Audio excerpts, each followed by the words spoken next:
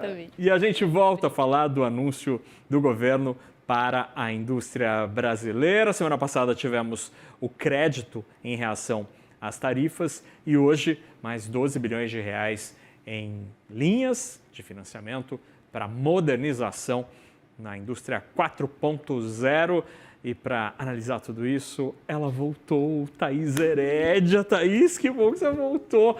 Postou fotos maravilhosas. Está de volta a maravilhosa Thaís Herédia. Thaís, você nos deixou, voltou uma semana depois e pouca coisa mudou. Mas o governo brasileiro anunciou finalmente o pacote de medidas, serão 30 bilhões de reais, mais 10 bilhões ali do BNDES. Hoje, 12 bilhões de reais não tem nada a ver com o tarifaço, mas para a indústria acaba dando ali uma situação de mais, quem sabe, competitividade. E o vice-presidente Geraldo Alckmin está se preparando, fechando a mala para ir para o México. Na semana que vem, os empresários brasileiros vão para Washington. Será que dá para a gente ficar um pouco mais otimista com essas iniciativas? Te parece que o barco está andando alguma coisinha aí nessa história? Boa tarde. Boa tarde, Naca. Boa tarde a todos. Jornalista é um bicho esquisito, né, Gê? Porque eu acho que é a única profissão do mundo que sente saudades do trabalho. A gente fica vendo as notícias de longe e fica, ai meu Deus, eu queria estar lá dando essa notícia. Mas, enfim, olha, vamos lá, Naca. Eu não sei se otimismo é a palavra certa, né? É o termo certo. Porque, assim, buscar parcerias, buscar acordos comerciais, buscar parcerias comerciais é uma obrigação de qualquer economia, né? Então, agora, diante do tarifaço de Donald Trump, esse desafio ganha ainda mais corpo, né? O Brasil chega numa condição fragilizada, por causa do tarifaço de Donald Trump, sim, mas por causa da nossa própria história. Vamos lembrar, o Brasil é uma economia fechada, baixa participação nas cadeias de produtos de valor, baixa participação no comércio internacional, menos de 1,5%, mesmo o Brasil sendo a potência que é no agronegócio, sendo o maior exportador de alimentos do mundo, o maior exportador de grãos no mundo, ainda assim a participação do Brasil no comércio internacional é de menos de 1,5%. E a explicação para isso é que tudo que a gente exporta tem baixo valor agregado. Tem baixa competitividade da manufatura, baixa competitividade tecnológica, baixa competitividade de inovação e baixa competitividade também, gente, de preço, porque qualquer coisa que se produza no Brasil carrega uma carga tributária altíssima na comparação com os nossos pares, nossos concorrentes. O México, por exemplo, para onde vai o vice-presidente da República, é um dos nossos maiores concorrentes, mas eles estão muito na frente do Brasil. A manufatura industrial pesada de alta e média tecnologia no México é muito mais avançada do que a do Brasil. Mas é óbvio que eles estão colados aos Estados Unidos, são parcerias de muitos anos, os americanos são compradores diretos e, portanto, tudo que é fabricado no México já é feito para o mercado americano, isso ajuda na competitividade. Depois da pandemia, isso virou ainda mais verdade, né, com o tal do nearshoring, do friendshoring, né, porque até então, eram amigos. 8 meses atrás, o México era um país amigo dos Estados Unidos. Então, fazendo esse memórias aqui do nosso país, o Brasil chega com essa posição, então, fragilizada, mas, ao mesmo tempo, chega como uma oportunidade para qualquer país que queira também buscar novas fronteiras, porque, veja, é uma busca que o mundo inteiro está fazendo, né?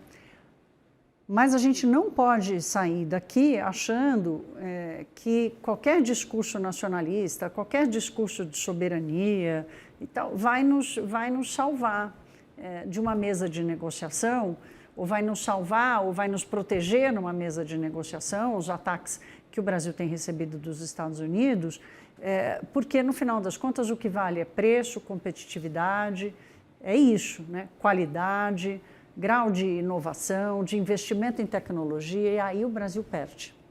Não é os países e as empresas, as pessoas não fazem negócios por proximidade ideológica. Não. É negócio, é dinheiro ali, a cédula negócio. em cima de cédula. Agora, tem uma coisa interessante, você toca num tema, Thaís, que é muito interessante, porque quando a gente pensa nas economias de México e Brasil, de fato, poderíamos estar mais integrados em muitas áreas, estamos distantes, né, geograficamente, e também não temos tanta integração, se você comparar com os nossos vizinhos aqui do Cone Sul. Talvez porque México e Brasil, no fim das contas, podem ser concorrentes, porque eu lembro, por exemplo, eu que sou velho, lembro da invasão de carros mexicanos, por exemplo. A Anfávia já ficou de cabelos em pé por causa dos mexicanos. Eles têm produtos, talvez, melhores que os nossos. Na indústria automobilística, certamente que sim, né? O carro produzido no México é um carro de alta tecnologia, né? Aqui no Brasil não, os carros produzidos no Brasil são de baixa tecnologia, de baixa, já é muito melhor do que era no passado, né, gente? Mas na comparação com o resto do mundo, o carro do Brasil, por exemplo, não tem a mesma competitividade que o carro produzido nos Estados Unidos ou que o carro produzido no México para entrar em mercados como os Estados Unidos, como a Europa e tal, porque o grau de tecnologia e tal é menor, né? A gente vê os carros aqui no Brasil andando com alta tecnologia porque a gente importa os carros, né? Mas pensando na indústria automobilística, e faz muitos anos, faz 2 décadas pelo menos, que o México se transformou numa plataforma de exportação, né? É o que o Brasil queria ser, não é de né? agora, que é o que o Brasil queria ser e não fez, porque optou pelo conteúdo nacional. E essa é uma política, não é do Getúlio Vargas, de substituição de importações. Essa é uma política de 20 anos atrás, em que o Brasil optou por conteúdo nacional. Impôs o conteúdo nacional até para a plataforma de petróleo, né? Que o Brasil não tinha tecnologia para produzi-las aqui. Para carros, impôs o conteúdo nacional, né? Para a linha branca, impôs o conteúdo nacional. Então, eu sempre disse isso, né? Para quem a gente vende a nossa manufatura, quem são os nossos maiores compradores de manufatura? A Argentina, por exemplo. Não é necessariamente porque a gente quer, é porque até pelo acordo com o Mercosul e tudo mais, é para onde o produto brasileiro consegue entrar, né? Dada a nossa competitividade. Então, o Brasil não conseguiu alcançar o México nessa concorrência, e sim, nós somos concorrentes, não só do ponto de vista da manufatura, mas também de investimentos. O Brasil concorre com o México para a recepção de investimentos estrangeiros, né? Agora, essa figura vai mudar, porque se o México não é mais um país tão amigo dos Estados Unidos, né, será que ele ainda tem uma vantagem competitiva tão grande assim com relação ao Brasil? E aí, Naka, eu vou dividir aqui com vocês um episódio que eu passei. Em 2018, eu fui a uma feira em Hamburgo, que é a maior feira de logística da indústria do mundo. E o país homenageado e destacado nessa feira, que era uma feira para discutir, inclusive, a indústria 4.0, era o México. Então, você chegava na feira em Hamburgo, 2018. Quase 10 anos. Exatamente. Você chegava nessa feira em Hamburgo, que naqueles, imagina pavilhões Hamburgo, gigantescos, pavilhões gigantescos, né? Quilômetros de pavilhões. A cidade inteira estava enfeitada com coisas chamando a atenção para o México, né? O Brasil não tinha uma delegação.